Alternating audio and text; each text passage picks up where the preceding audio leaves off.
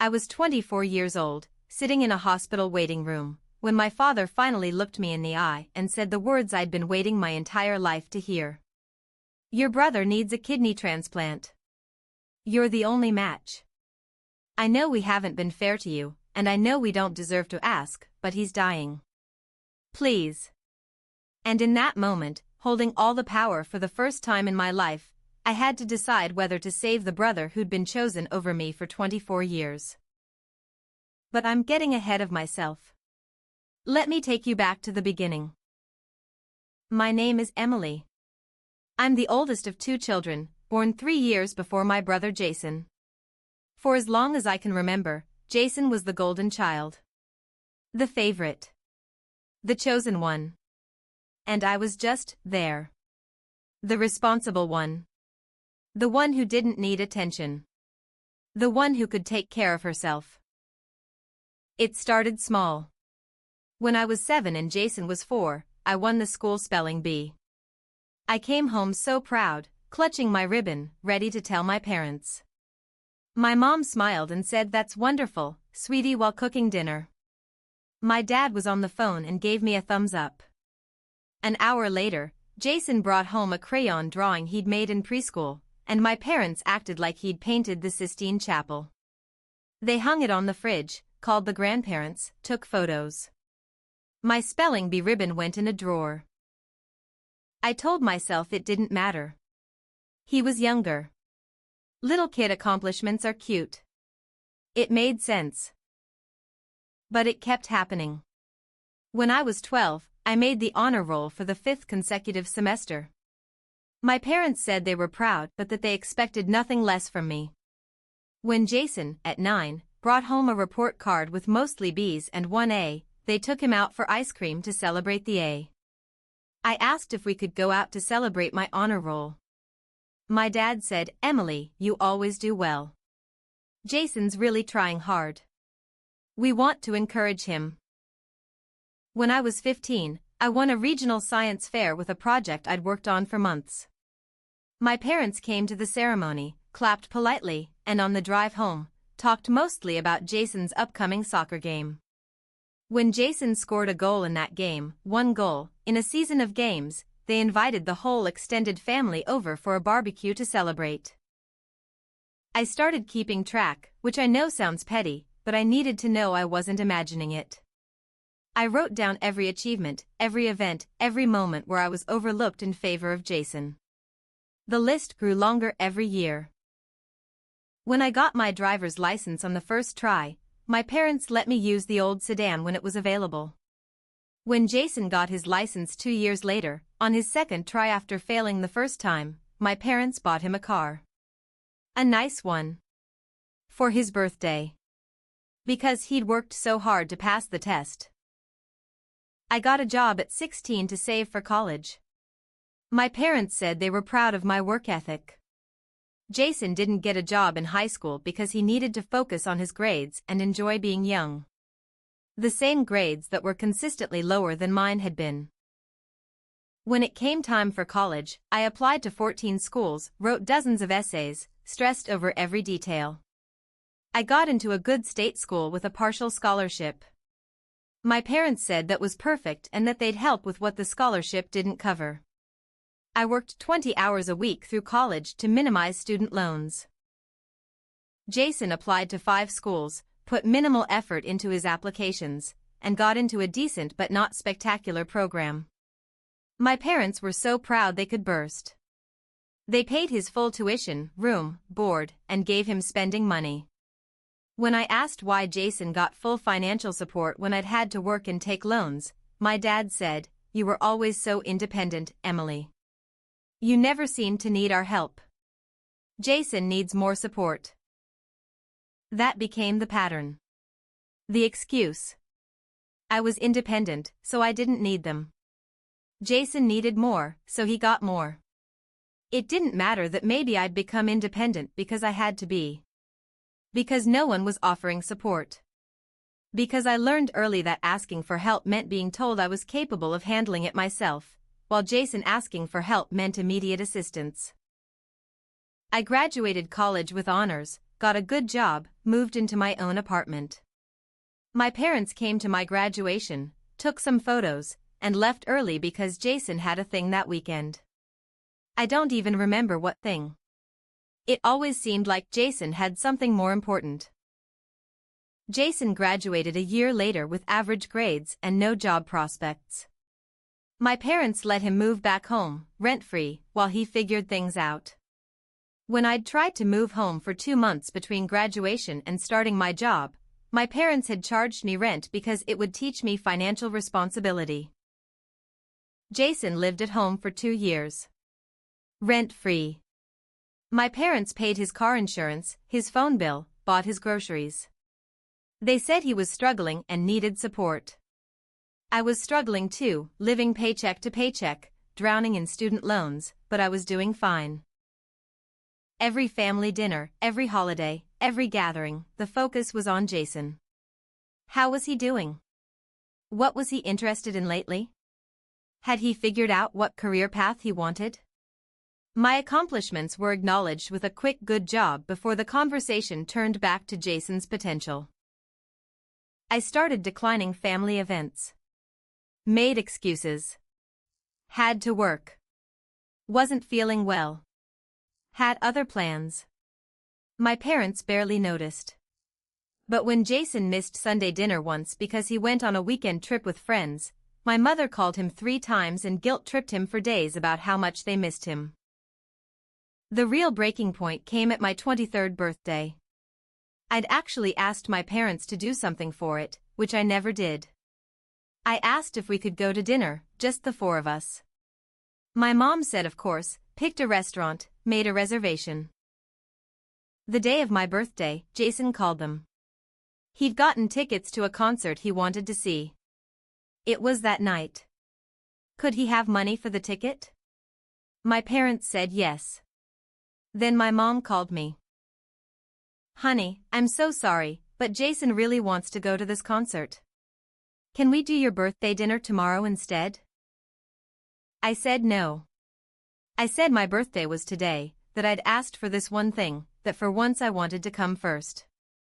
My mom got quiet, then said I was being selfish. That it was just dinner, we could do it any day. That the concert was tonight only. That Jason had been so excited. I hung up. I spent my 23rd birthday alone in my apartment, eating takeout, and I realized something. It was never going to change. I was never going to be the priority. I was never going to be chosen. So I stopped trying. I pulled back from my family almost completely. I called on obligatory holidays. Showed up to major events. But I stopped sharing my life with them. Stopped hoping they'd care. Stopped waiting to be chosen. They barely noticed. Jason still lived at home, still took up all their attention and resources. I built a life they knew nothing about. Got promoted at work. Started dating someone. Made friends who actually cared about me.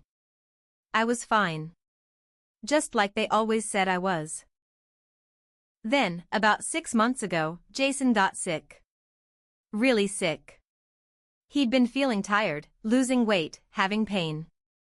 My parents took him to doctor after doctor. Eventually, the diagnosis came, kidney disease. Advanced. He'd need a transplant. My parents called me to tell me, the first time they'd called just to talk in months. My mom was crying. My dad sounded terrified. Jason might die without a transplant. The wait list was years long. They were going to get tested as donors, but they were older, might not be matches. They asked if I'd get tested too. I said I'd think about it. My mom actually gasped. Think about it? He's your brother. He could die. I said I was aware of that. That I'd let them know. And I hung up. I spent a week wrestling with it. Part of me felt guilty. He was my brother. He might die. What kind of person wouldn't immediately agree to help? But another part of me was so angry. They'd ignored me for 24 years. Chosen him over me at every turn. Given him everything while I got scraps. And now, suddenly, I mattered.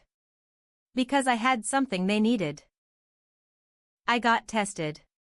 Not because I decided to donate. But because I needed to know if I even could before I made any decisions. I was a perfect match. My parents weren't even close. I was Jason's only real chance outside the years-long donor list. The doctor explained the risks. Surgery always has risks. Recovery time. Potential long-term effects. I listened to all of it and said I needed time to think.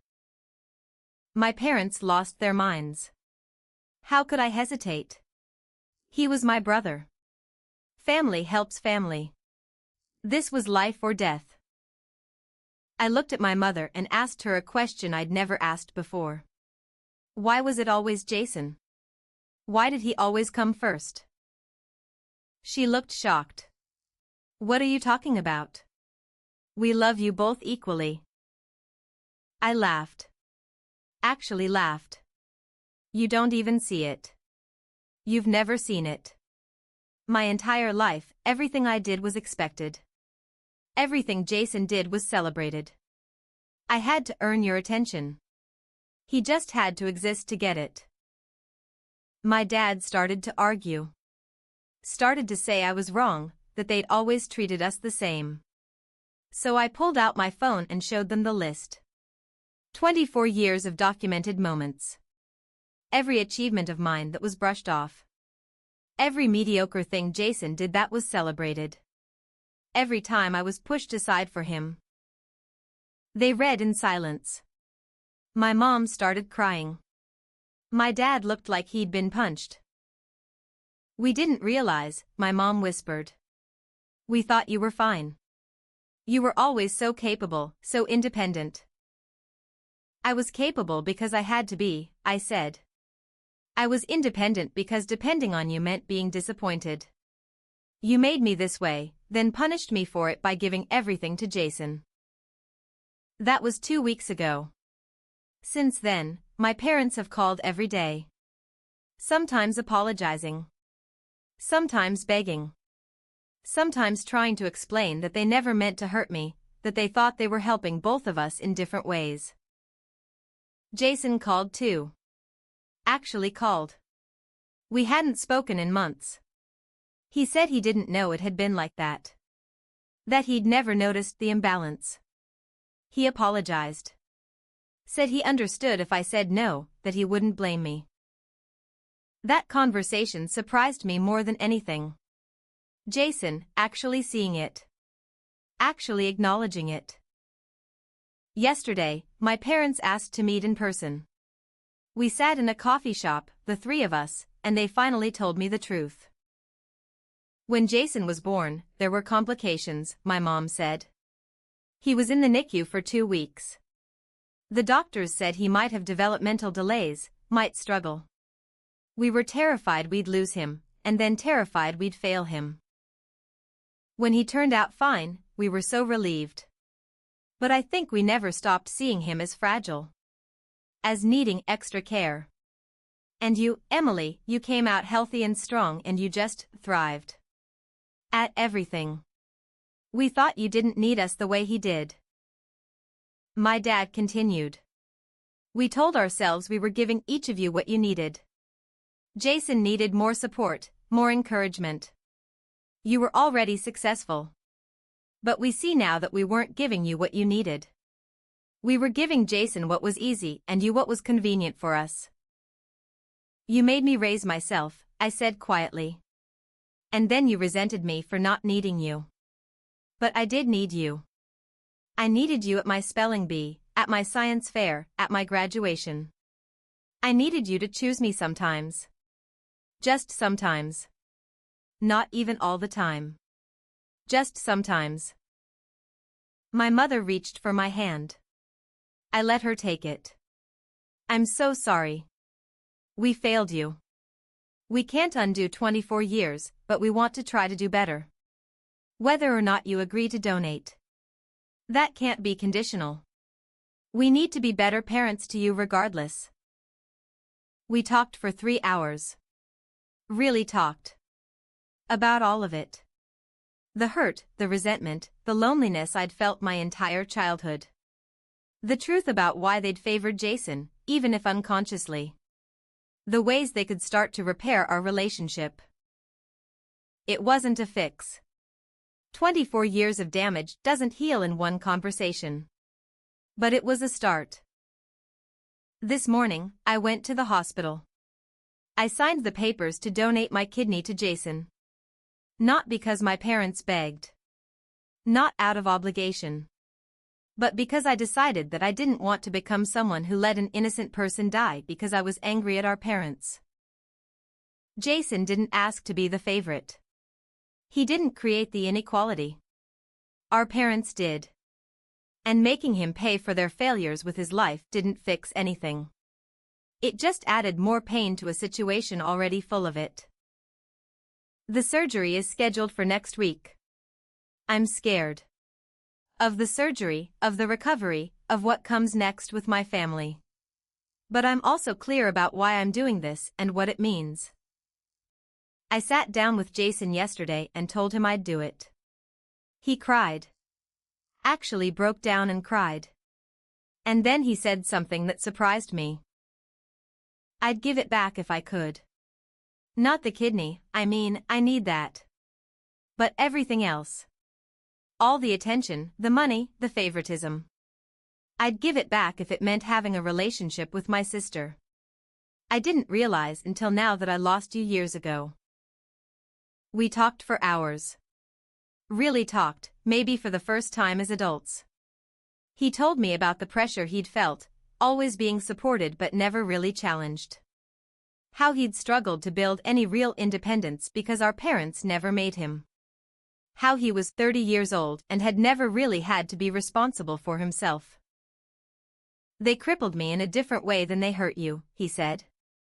You had to raise yourself and that was wrong. But they never let me raise myself, and now I don't know how. I realized something in that conversation. Our parents' favoritism hadn't just damaged me. It had damaged him too. Just differently. I'd been forced into independence and self-sufficiency before I was ready. He'd been kept dependent and fragile long past when he should have been pushed to grow. We were both casualties of their parenting, just on opposite sides. My parents have started therapy. Family therapy, they want me to join when I'm ready. They've started treating me differently. Calling to ask about my life. Remembering important dates. Actually listening when I talk. It's awkward and sometimes forced, but it's something. They've also started pushing Jason, finally. Told him that after he recovers from surgery, he needs to get his own place. Get a real job. Start building a real life. He's actually excited about it, which surprised me. I think he's been waiting for them to expect something of him for years. I don't know if we'll ever have a normal family relationship. Too much damage, too many years. But maybe we can have something. Something honest. Something where I'm not always the strong one who doesn't need anything and Jason's not always the fragile one who needs everything. The kidney donation isn't forgiveness. It's not absolution for my parents or proof that everything's okay now. It's just me choosing to save my brother's life because that's separate from everything else. The surgery, the recovery, the physical act of donation, that's biology. The emotional work, the relationship repair, the actual healing, that's going to take years. But for the first time in my life, my parents are actually seeing me. Not as the capable daughter who doesn't need help. Not as the responsible one who can handle anything. Just as their daughter who's been hurting for a very long time and deserves better. My mom asked me last week if I could ever forgive them. I told her I didn't know. That forgiveness might come eventually, or it might not. But that rebuilding was possible even without forgiveness. That we could create something new without erasing what was. My dad asked what they could do to make it up to me. I told him there was nothing that would erase 24 years. But that showing up for me now, consistently, without making it about Jason or about their guilt, that would mean something. I'm learning that being chosen doesn't mean you win. Jason was chosen his entire life, and he's 30 years old without real independence or self-sufficiency. I wasn't chosen, and I'm 24 with a career, an apartment, and actual life skills. We both lost things. We both gained things. Neither of us got what we actually needed, which was parents who could balance support and independence for both of us. The truth is, my parents always chose my brother because they were afraid. Afraid he was fragile, afraid they'd lose him, afraid he needed them more. They chose fear over fairness. And that fear hurt both of their children, just in different ways. Now, with the truth finally out, we have a chance to choose differently. They can choose to see both of us clearly. To support without smothering. To challenge without abandoning. Jason and I can choose to build a real sibling relationship instead of living as competitors for parental attention. And I can choose to let them try. Not because they deserve it. Not because the past is erased. But because I deserve a family that actually sees me. And I'm tired of punishing myself by staying away just to prove a point. Next week, I'll give my brother a kidney. Not because my parents begged. Not because I'm the capable daughter who always does what needs to be done. But because I chose to. Because in a situation where I finally had all the power, I decided to use it to save a life instead of settling a score. My parents always chose my brother until the truth came out.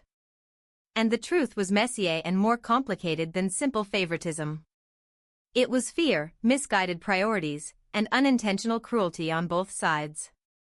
It was two parents who thought they were doing right by each child and ended up failing both.